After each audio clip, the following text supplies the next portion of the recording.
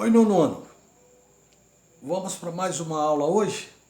Hoje nós vamos conhecer e estudar a Revolta Cubana. A Revolta Cubana aconteceu em volta do século XX, no meado do século XX, quando Cuba sobrevivia apenas da produção de cana-de-açúcar que vendia para os Estados Unidos e era governada por Fulgêncio Batista, um ditador sanguinário, cruel, e a população vivia numa miséria. Cuba era uma das ilhas do Caribe, é uma das ilhas do Caribe, que no período viveu o pior momento de sua história. Então, Fulgêncio Batista, que era o governante da época, um ditador, e tudo que Cuba tinha que produzia era a cana-de-açúcar, que era vendida para os Estados Unidos. E também do turismo, né? Uma ilha muito famosa, e também o turismo fazia parte da sua renda. Mas vejam bem, angustiado com aquela situação, a população vivendo em plena miséria, um grupo de pessoas, de jovens, se prontificaram, se reuniram, se combinaram para fazer um assalto ao quartel de Moncada. Quartel, deixa eu ver como é que é o nome direitinho aqui. O quartel de Moncada. O quartel de Moncada, que era o quartel de armas do exército de Cuba. Então, o que aconteceu? Eles queriam fazer esse assalto para roubar as armas e assim fazer a sua revolução. Quer dizer, para tomar o poder também, porque a população estava vivendo em plena miséria. E entre esses, tinha o jovem advogado Fidel Castro, também o recém-formado médico argentino Ernesto Che Guevara e muitos outros. Pois bem, e fizeram a tentativa de assaltar o quartel de armas, só que foram presos. E Fidel Castro, como líder, na época ele foi o líder, ele ficou com mais tempo preso, mas conseguiu, tempos depois, fugir para o México. E lá continuava com o seu plano, né? Reunindo algumas pessoas. Anos depois eles voltaram, um grupo pequeno, umas 82 pessoas chegaram do México e ficaram escondidos nas montanhas de Cuba.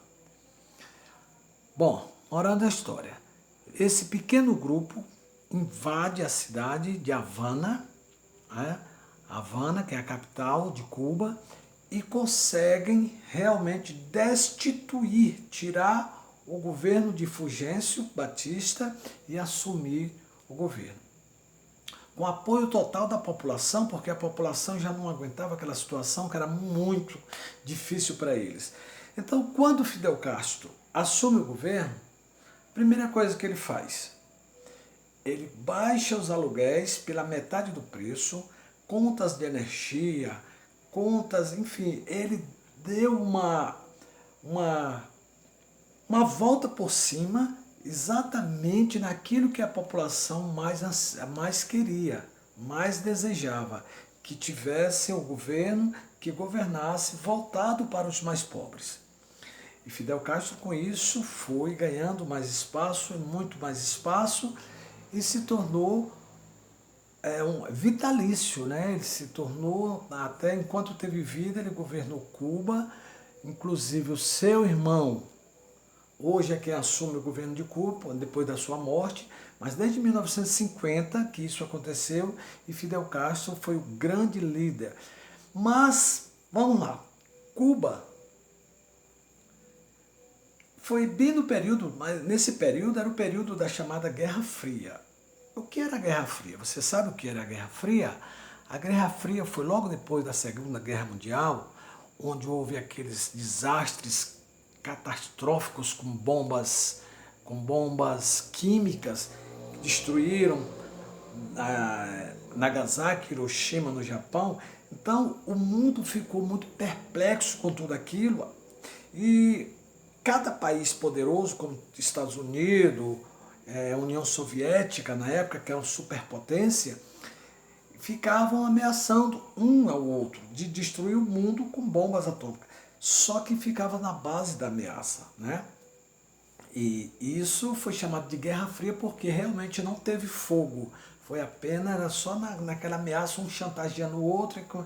Mas os Estados Unidos, através da Agência Central de Inteligência, descobriu que Cuba estava dando espaço para a União Soviética colocar seus mísseis no território cubano.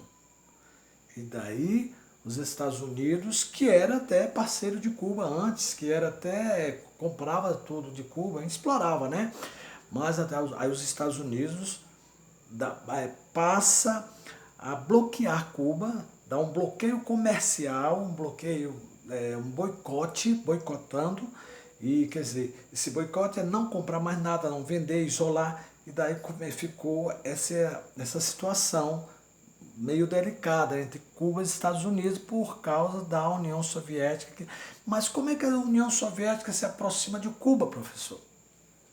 Porque a ideia é o seguinte, que os Estados Unidos é capitalista e Cuba estava mais para o socialismo, que era o regime da União Soviética, que era uma superpotência.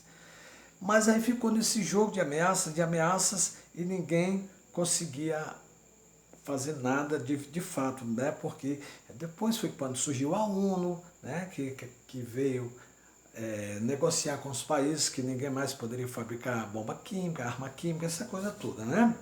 Então vamos ver aqui novamente